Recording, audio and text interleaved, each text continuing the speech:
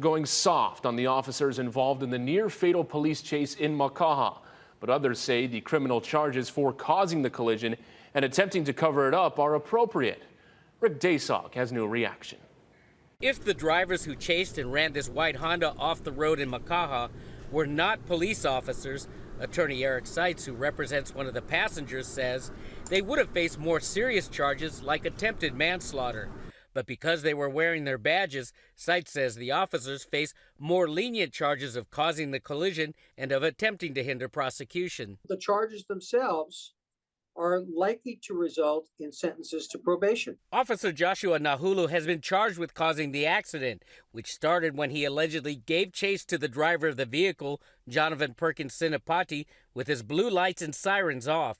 Attorneys say the officer had previous run-ins with the driver, who was paralyzed in the accident. Officers Eric Smith, Jake Bartolome, and Robert Lewis were also charged with hindering prosecution. The HPD says 3 of the officers have been relieved of their police powers, while a 4th is being placed on restrictive duty.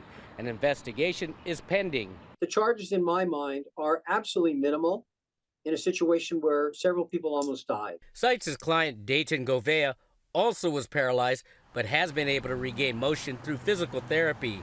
Kalala Kalua's son, Krypton, lost sight in his left eye in the crash. He has PTSD for that. Like there's times when it's hard for me to get him in a car. She also wondered why it took 18 months to charge the officers. I think it was just too long.